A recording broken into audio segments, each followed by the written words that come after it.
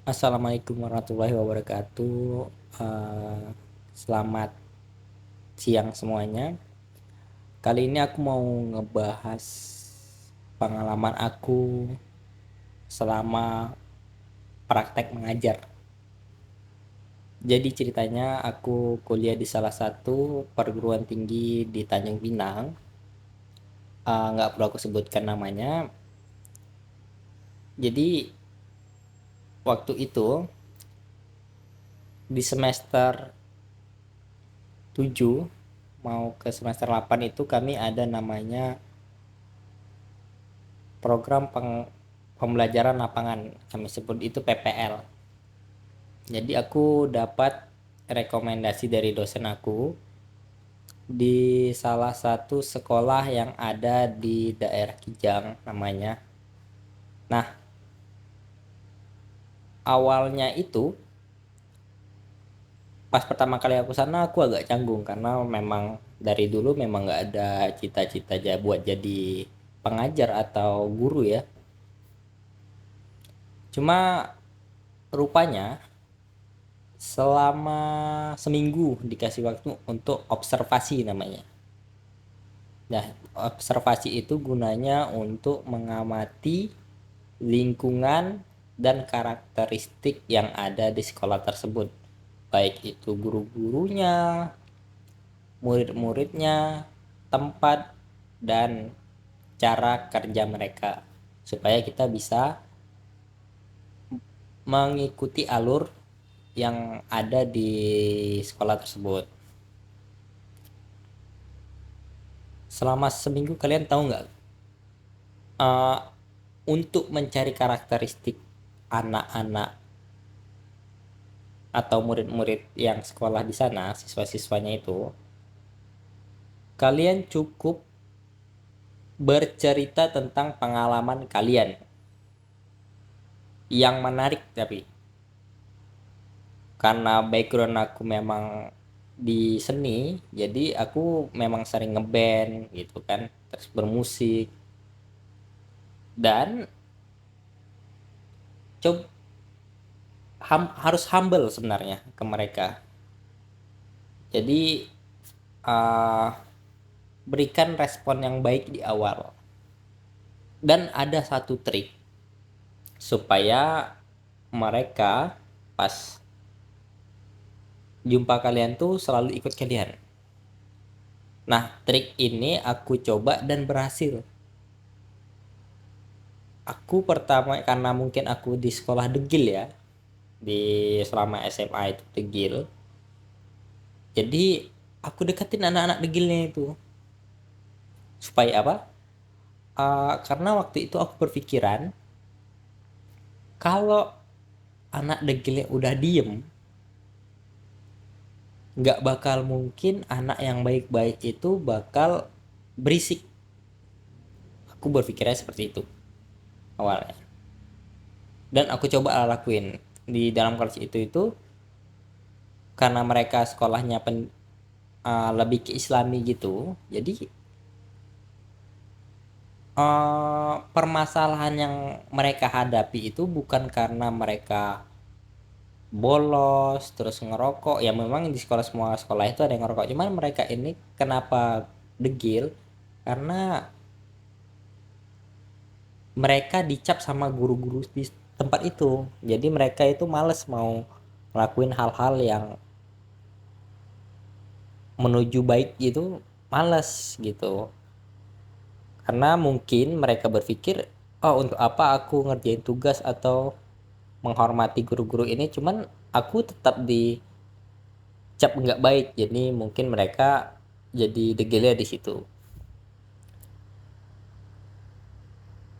Karena jeleknya pendidikan Indonesia itu ya seperti itu, ketika salah satu murid atau beberapa kelompok murid ini pernah melakukan sesuatu yang tidak suka, yang tidak disukai oleh guru tersebut, maka sampai kapanpun hal itu bakal diingat walaupun hanya mereka lakukan sekali aja tuh. Jadi miris sebenarnya. Cuman aku karena aku di situ PKL kan, PPL, jadi aku coba deh buat bangunin semangat mereka supaya lebih baik lagi. Jadi selama observasi itu seminggu, aku masukin semua kelas dari kelas satunya, kelas satu itu ada 3 kelas, kelas 2-nya ada 3 kelas juga, kelas 3-nya ada 3 kelas. Jadi ABC gitu.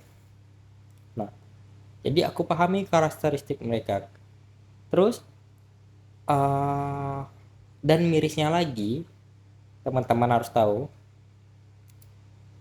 mereka itu kurang perhatian dalam berbahasa asing. Jadi ketika aku masuk sana, di antara 100 orang yang bisa bahasa Inggris itu, karena aku kan pendidikan bahasa Inggris kan, hanya 1 atau 2 orang, sangat jauh. Padahal di sana cukup dekat dengan industri, cukup dengan dekat dengan pariwisata. Jadi kayaknya miris aja gitu. Jadi aku coba rubah mindset mereka bahwasanya bahasa Inggris itu mudah. Jadi setelah observasi gitu, aku coba bikin pembelajaran dalam bentuk kesenian.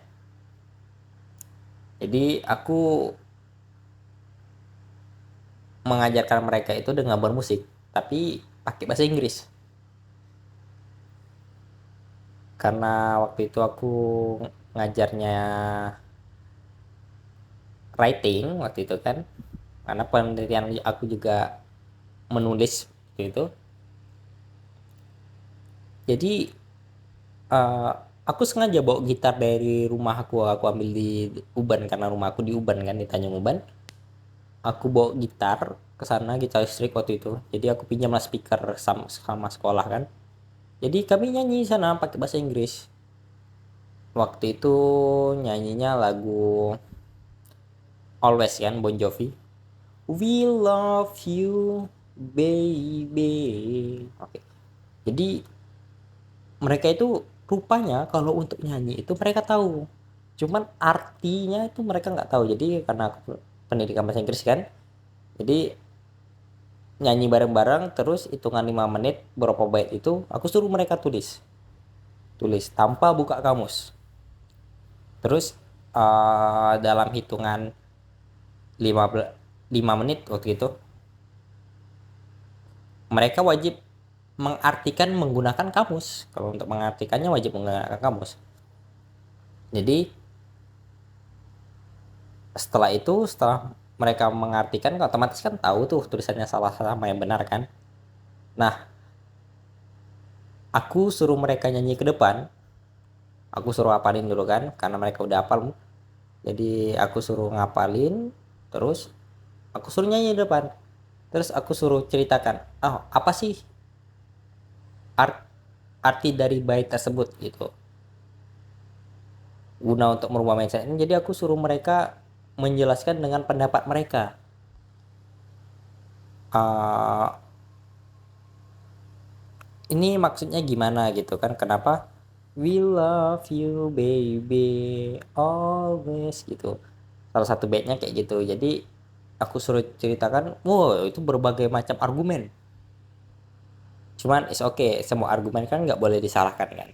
Cuman ya itu tahap awal, mereka mulai naik naik naik naik untuk percaya diri dan tampil di depan. Awalnya mereka nggak ada yang berani kecuali mereka disuruh lomba ceramah, cuman itu pun hanya beberapa orang aja gitu. Dan sampai satu waktu, karena mereka udah sering gitu kan, ada seorang anak gitu kan, seorang siswa lah, nyari nih background aku, bahwasanya oh rupanya dia tahu aku ini lukis kan. Jadi dia samperin aku, Pak, Bapak pelukis ya gitu, dia ngomongnya ke aku, cewek gitu anaknya, cuman aku lupa namanya. Jadi, oh kok tahu dari mana, bilang gitu kan. Tahu lah pak gitu, pak boleh nggak ajarin saya kaligrafi waktu itu. Oh boleh boleh boleh, nanti eh, kapan ada waktu ke perpus. Waktu itu kan aku kalau misalnya anak PKL gitu, anak PPL gitu duduknya di perpus. Nah, datanglah dia sama kawan-kawannya. Jadi aku sebut dia nanya kan, Pak, nah untuk cara bikin kaligrafi kayak mana Pak? Jadi aku bikin perjanjian ke mereka. Gini perjanjian. Saya bakal ngajarin kalian menulis kaligrafi Arab dan Indonesia dengan catatan setiap kalian jumpa saya, kalian harus speaking, harus pakai bahasa Inggris ngomongnya. Nah, mereka diam tuh. Jadi saya tanya lagi kan, gimana? Mau nggak? Dan mereka sih nyanggupin kan. Waktu itu ada 10-an orang kalau nggak salah. Jadi lanjut part 2 deh. See you.